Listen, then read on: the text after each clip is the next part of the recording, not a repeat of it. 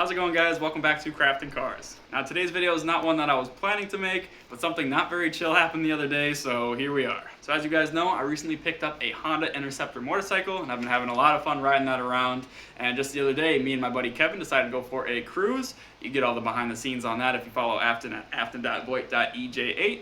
But yeah, anyway, just a short cruise down to Stillwater, Minnesota. It's fun riding with Kevin. He's got an 1100cc V4 Aprilia motorcycle, so that thing's really cool. For the most part, the cruise went great. We turned a lot of heads, and I got a little bit more comfortable on my bike, which is good. But unfortunately, on my way back home, we ran into some problems. About a mile from my house, at a stoplight, the engine died, and I could not for the life of me get that thing to turn over. Tried pulling into a nearby McDonald's parking lot, kind of troubleshooting, trying to get it to start up.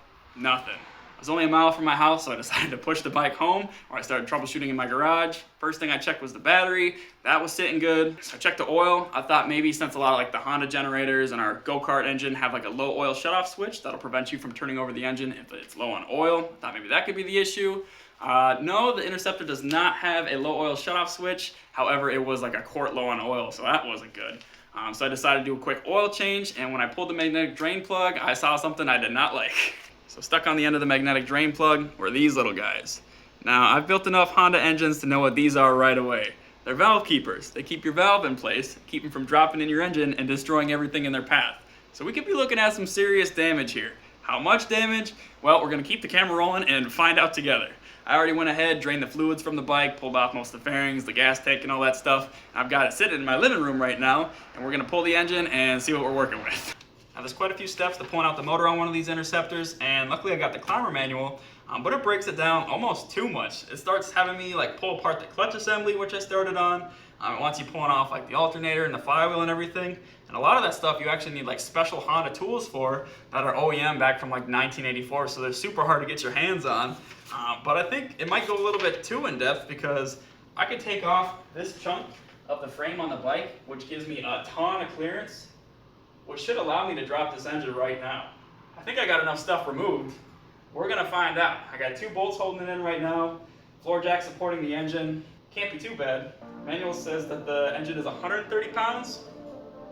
That's lightweight, shouldn't be an issue. Let's see what we can do.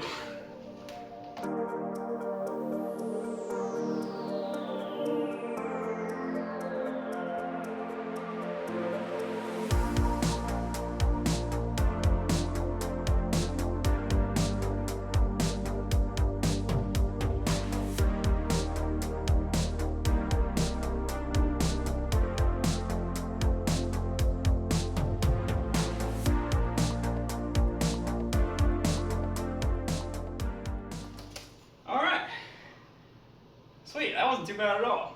So now I'm gonna just try to, I don't know if I'll try to carry it into the garage or try to wheel it over in the jack, but go ahead and set it on our bench in the garage and start tearing into this thing.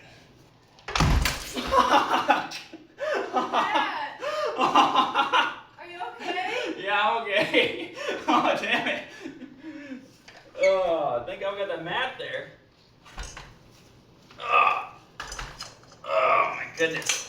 We are so close. Oh no. It's okay. Want some towels? Yeah.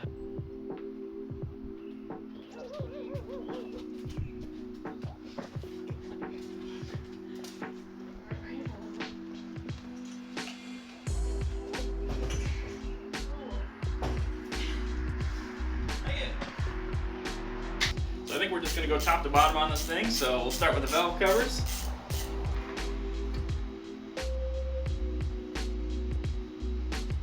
Looking good. So actually, you don't see a lot of yellow staining in here, so they must have kept up to date with their oil changes. Looks pretty nice and clean in there. Well, everything's looking good on this side. That means our valve train issue's gotta be on this side. Let's see.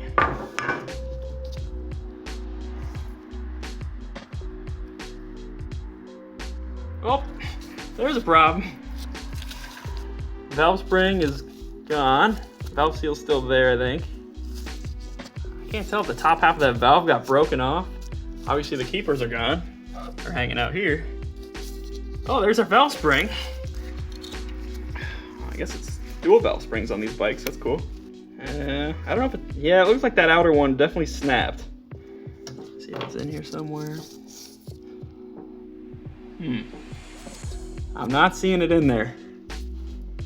That's not good. We're gonna have to keep digging deeper. So before we take the cylinder heads off, gotta take the cams off. And these hold down bolts gotta be the weirdest thing I have ever seen. Take that cover off. Take these oil pipes off here.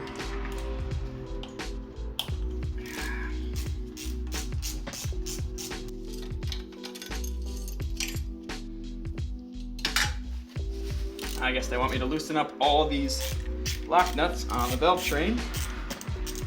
Probably just to take the tension off the cams.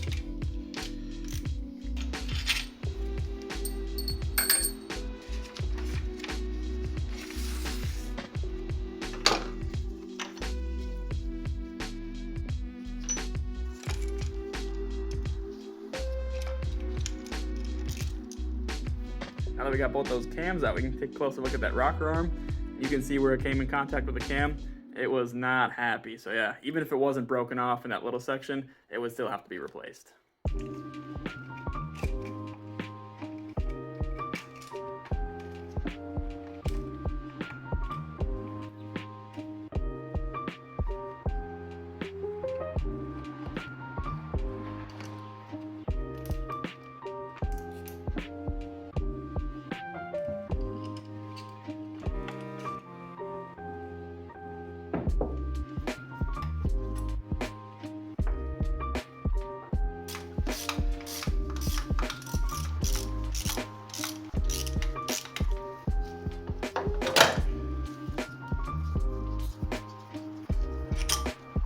Well, here goes the moment of truth.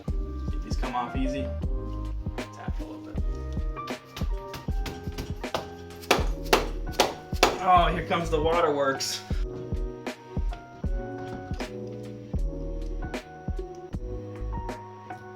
Okay. No holes in the pistons. Oh, it's not even that bad. All the valves are still intact. Wonder if I can pop that valve out of there.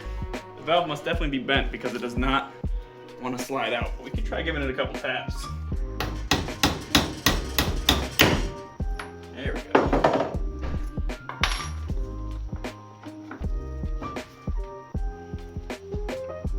Perfect.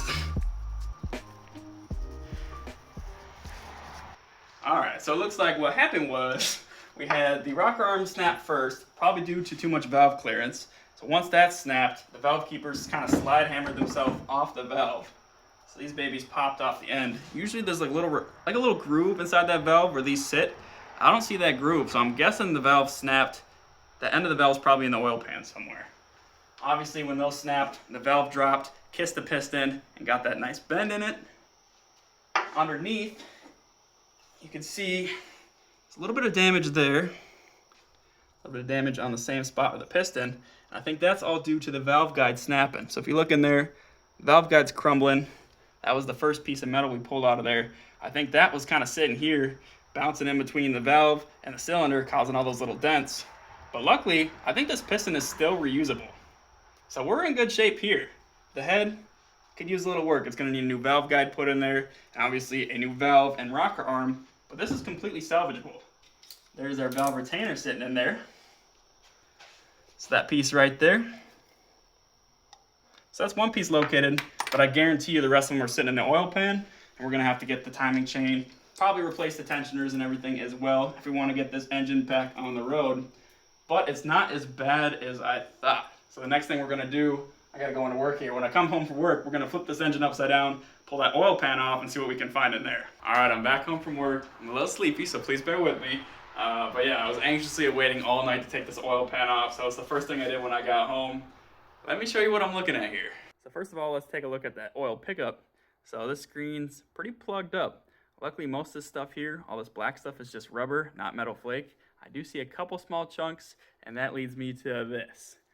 Everything in the oil pan, my goodness. So here are the pieces of the outer valve spring. So yeah, that definitely did snap off. You can see here, we have the very tip of the valve. So just as I suspected, that got slide hammered off the end there. That was all one piece at one point. See some more metal flake in here. I'm guessing from that piston getting hit.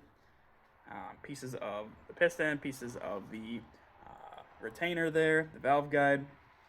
We also have the end of the rocker arm there. Very nice. And let's see. Oh yeah, right here. I think this is the very tip of the valve guide. I'm not 100% sure, but it's kind of what it looks like. Another piece that broke off. This might be part of the valve seat, actually. Yeah. Pretty much what I expected. One good thing, though, is that this engine still turns over nice and smooth.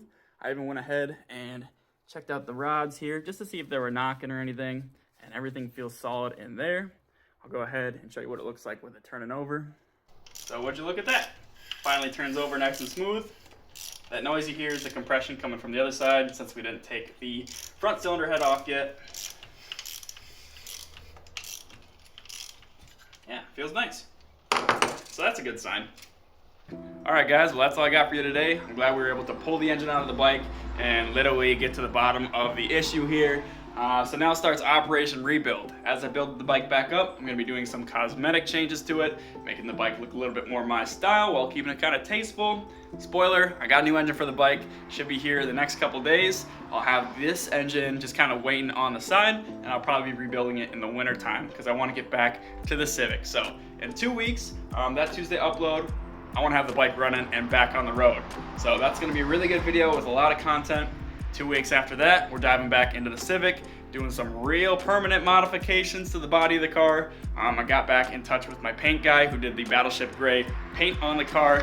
And yeah, we're gonna kind of work something out with the new color scheme, the new livery kind of deals. So I've already said too much, I don't want to spoil too much. So yeah, stay tuned. Don't forget to like, share, and subscribe. Follow me on Instagram, all that good stuff. And I will see you next time. Bye-bye.